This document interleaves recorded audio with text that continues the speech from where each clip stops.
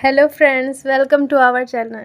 Today's topic is peptic ulcer. आज हम लोग जानेंगे, सीखेंगे, समझेंगे कि पेप्टिक अल्सर क्या चीज़ है। तो सबसे पहले जानिए कि इस वर्ड को तोड़िए। पेप्टिक क्या चीज़ है? पेप्टिक वर्ड से कुछ पेप्सिन याद आ रहा है? पेप्सिन क्या एक प्रकार का प्रोटीन है।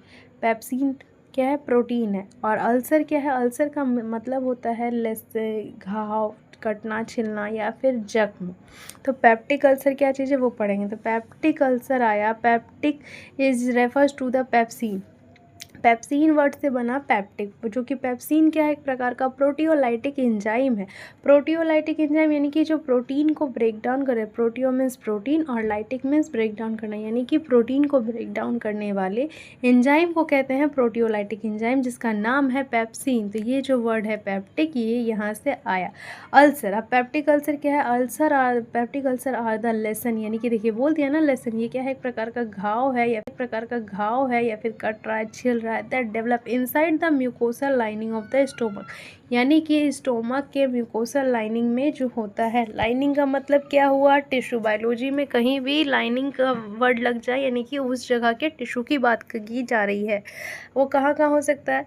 तो inner lining of the stomach, lower oesophagus, small intestine या फिर any other part of the GIT के रीजन में हो, या फिर ईसोफेगस यानी कि लोअर फूड पाइप जो है वहाँ पे हो, या फिर स्मॉल इंटेस्टाइन का 3 लेयर है, हम लोग को पता है, ड्यूडेनम, जेजुनम, इलियम, 3 पार्ट है। तो इन पार्ट्स में हो या फिर लोअर ईसोफेगस में हो, इनमें से किसी भी जगह पे जब अल्सर होता है तो उसे कहते हैं पेप्टिक अल्सर। अब डेफिनेशन की बात करें तो क्या देंगे? Peptic ulcer is a lesson, ये एक प्रकार का घाव है या फिर कट जा रहा है, छिल जा रहा है, in the lining of the digestive track, यानी कि डाइजेस्टिव ट्रैक के किसी भी लाइनिंग में, किसी भी पार्ट। डाइजेस्टिव ट्रैक हमारा क्या हुआ था? हमारा ओरल से लेके एनस तक का रूट जो है, ये पूरा डाइजेस्टिव ट्रैक कहलाया। टिपिकली इन द स्टोमक और ड्यूडेनम, देखिए टिपिकली वर्ड यूज़ किया, यानी कि विशेष रूप से लक्षण कहाँ पाए जाएंगे? तो स्टोमक में पाए जाएंगे या फिर ड्यूडेनम। ड्यूडेनम क्या है? ड्यूडेनम हमारा स्मॉल इंटेस्टाइन का पार्ट है, यानी कि वहाँ पे पाया जाएगा। Cause by the digestive action of pepsin, किसके वजह से हो रहा है? किसके कारण हो रहा है? तो पेप्सिन के वजह से हो रहा है और स्टोमक एसिड के वजह से हो रहा है पेप्टिक अल्सर। टाइप्स अगर कोई पूछे तो हम बताएंगे किसके 3 टाइप हैं। कितने टाइप्स हैं? 3 टाइप है, गैस्ट्रिक अल्सर, ईसोफेगस अल्सर और ड्यूडेनम अल्सर, यानी कि ड्यूडेनम में होने वाला ड्यूडेनल अल्सर। गैस्ट्रिक ईसोफेजियल बता ही रहा है आपको, यानी कि ईसोफेगस में होगा, फूड पाइप में होगा, और गैस्ट्रिक यानी कि हमारे स्टोमक में जो अल्सर हुआ उसे कह रहे हैं गैस्ट्रिक अल्सर। क्या रीज़न है? तो 3 मोस्ट कॉमन फैक्टर है, यानी कि 3 रीज़न है जिसकी वजह से पेप्टिक अल्सर कॉज होता है। क्या है? पहला है एच पाइलोरिक बैक्टीरिया, जिसका कॉज होता है। क्या है? पहला है एच पाइलोरिक बैक्टीरिया, जिसका फुल फॉर्म है हेलिकोबैक्टर बैक्टीरिया। दूसरा है non steroidal anti inflammatory drugs, यानी कि जिसे हम NSAID भी कहते हैं। तीसरा है स्ट्रेस रिलेटेड म्यूकोसल डैमेज। अब जानेंगे एक एक करके तीनों के बारे में कि गैस्ट्रिक अल्सर क्या है, ईसोफेगस क्या है, ईसोफेजियल अल्सर क्या है, और ड्यूडेनल अल्सर क्या है। गैस्ट्रिक अल्सर, तो गैस्ट्रिक अल्सर क्या है? It develop in the inner lining of the stomach, यानी कि देख लीजिए यहाँ पे फिर से बात कर रहा है इनर लाइनिंग की। Inner lining of the stomach यानी कि स्टोमक के अंदर जो टिश्यू पाया जा रहा है, inner lining of the stomach, यानी कि वो जो टिश्यू, जो इनर लाइनिंग, म्यूकोसा का काम क्या होता है? म्यूकोसा का तो काम ही होता है ना, गैस्ट्रिक म्यूकोसा का, कि स्टोमक में क्या किया जाए ना, कि उस सिलिपरी फ्लूइड को सिक्रेट किया जाए, जिससे स्टोमक का जो नमी है वो बना रहे, वो चिपचिपा बना रहे, इस फूड जो है आराम से च्यू हो, प्रॉपरली डाइजेस्ट हो, इसीलिए ना नमी बना के उसका मीडियम मेंटेन हो। ये जो है ना इनर लाइनिंग को ही डैमेज कर दे रही है। They occurs when the mucus layer of the stomach, देखिए बोल ही दिया, दे अकर कब होता है? When the mucus layer of the stomach that protect from the digestive juice is reduce, यानी कि जो डाइजेस्टिव जूस हेल्प कर रहा था उसी को कम कर दे रहा है, रेड्यूस कर दे रहा है, घटा दे रहा है। It allow the digestive aids, ये हेल्प कर रहा है digestive aids to destruct the tissue.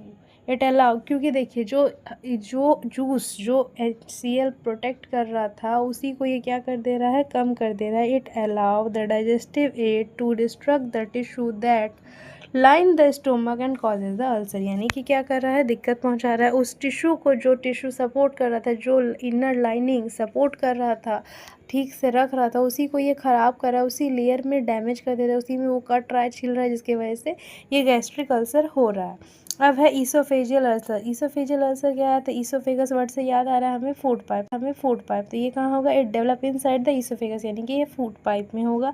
If the LES यानी कि lower oesophageal sphincter does not close properly, अगर ये सही से क्लोज नहीं हुआ, then the stomach acid can leak back into the gate back into the oesophagus. तो क्या हो रहा है, ये जो फूड है, जो स्टोमक का कंटेंट है, वो वापस ऊपर की ओर आ रहा है, यानी कि लोअर इसोफेजियल स्फिंक्टर क्लोज ना होने की वजह से खाना वापस से इसोफेगस में जो आ जा रहा है, and causes the chronic inflammation and irritation in the stomach, जिसकी वजह से क्या हो रहा है, लगातार स्वेलिंग होते जा रहा है, और क्या हो रहा है, इरिटेशन। वो क्या कर रहा है, इसोफेगस के में जो टिश्यू है, उसकी लाइनिंग को, उसको प्रॉब्लम कर रहा है, उसको इरिटेट कर दे रहा है, and allow the ulcer to develop, जिसकी वजह से अल्सर हो जा रहा है, समस्या आ रही है। यही है हमारा time to understand the duodenum ulcer. अब ड्यूडेनम अल्सर क्या है, तो हमें पता है ड्यूडेनम पहले कौन से पार्ट की बात हो रही है, थी स्मॉल इंटेस्टाइन का पार्ट है ड्यूडेनम, जेजुनम, इलियम। तो ड्यूडेनम जो है फर्स्ट पार्ट है, तो इसी के बारे में बात कर रहे हैं। It develop inside the upper part of the small intestine. Small intestine के अपर पार्ट में होता है, जिसे कहते हैं duodenum part. It is also known as a duodenum. यहीं पे जो अल्सर कॉज हो रहा है उसे कहते हैं ड्यूडेनल अल्सर। इस जगह पे जो अल्सर होगा उसे ड्यूडेनल अल्सर कहेंगे। It is most common type of peptic ulcer. ये पेप्टिक अल्सर का एक प्रकार है, एक टाइप है। अब जानेंगे इसकी इटियोलॉजी की क्या कारण है, क्या रीज़न है, क्यों हुआ भाई अल्सर। तो पेप्टिक अल्सर होने का कारण है, सबसे पहले याद है हम आपको कॉमन फैक्टर में बताए थे H. पाइलोरिक बैक्टीरिया, दूसरा बताए थे NSAID ड्रग्स की वजह से हो, या फिर बोले थे कोई स्ट्रेस की वजह से हो। तो और भी रीज़न्स है, जैसे कि अदर मेडिकेशंस हो गया, फैमिली हिस्ट्री, या फिर जेनेटिक फैक्टर, किसी को पहले से है, उनके फैमिली मेम्बर से मिली। ओबिसिटी यानी कि अल्कोहल लेते हैं, उसका सेवन करते हैं, कॉफ़ी का ज़्यादा लेते हैं, या फिर स्ट्रेस, या फिर ईट स्पाइसी फूड, यानी कि खूब तीखा तीखा खाना सामान बाहर का खा रहा है, इसलिए हो रहा है क्या, अल्सर। अब जानेंगे पैथोफिजियोलॉजी। पैथोफिजियोलॉजी क्या चीज़ है। अब तो पैथोफिजियोलॉजी मीन्स होता है कि ये कैसे हो रहा है, इसका मैकेनिज्म ऑफ एक्शन को कहते हैं पैथोफिजियोलॉजी। तो क्या है, तो इनमें से किसी भी रीज़न की वजह से, जैसे कैसे लिखा है कि due to the NSAID drugs. मान लीजिए कि कोई NSAID ड्रग्स ले रहा था, अल्कोहल, कॉफ़ी या फिर टी, इनमें से किसी भी चीज़ का सिक्रेशन कर रहा था, तो जिसकी वजह से क्या हुआ कि एक्सेसिव सिक्रेशन ऑफ HCl की मात्रा बढ़ गई, and decrease the mucosal secretion, यानी कि जो म्यूकोसा सिक्रेट करता था उसका कम हो गया सिक्रेशन, जिसकी वजह से क्या हो गया, break down the mucosal membrane that protect the stomach. जो म्यूकोसल मेम्ब्रेन स्टोमक को प्रोटेक्ट कर रहा था, उसी को ये तोड़ दिया, ख़राब कर दिया, जिसकी वजह से क्या हुआ, एसिड इंटर कर गया गैस्ट्रिक म्यूकोसा में and it causes the ulcer. और यही जो एसिड इंटर किया, तो यही जो कट रहा है, छिल रहा है, इसी को कहते हैं क्या, अल्सर। क्या कहते हैं, अल्सर। अब बारी है क्लिनिकल मैनिफेस्टेशन जाने की कि क्या क्या सिम्टम्स होंगे। तो क्या है, फीलिंग ऑफ फुलनेस, भरा भरा फील होगा, ब्लोटिंग, गैस, ब्लीचिंग, खट्टी डकार आना, हार्ट बर्न, सीने में जलन, nausea, vomiting, dark and black stool, okay, due to the bleeding हो रहा है, चूँकि अंदर में उसको प्रॉब्लम हो चुका है, इसीलिए ये सारे सिम्टम्स, लक्षण दिखाई देंगे।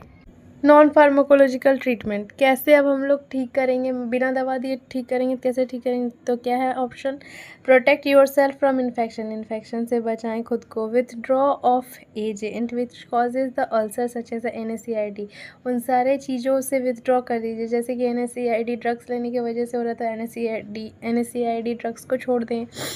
अवॉइड स्मोकिंग ना करें, avoid exercise intake of avoid excessive intake of coffee, avoid alcohol का सेवन ना करें, एंड कंट्रोल स्ट्रेस, यानी कि स्ट्रेस ना ले। इस तरह से हम लोग नॉन फार्माकोलॉजिकली ठीक कर सकते हैं। अब बारी आई फार्माकोलॉजिकल एक्शन की कि कैसे ठीक करेंगे फार्माकोलॉजिकली। तो देखिए, साइटोप्रोटेक्टिव ड्रग्स कैटेगरी में आता है सुक्राल फेट दे सकते हैं।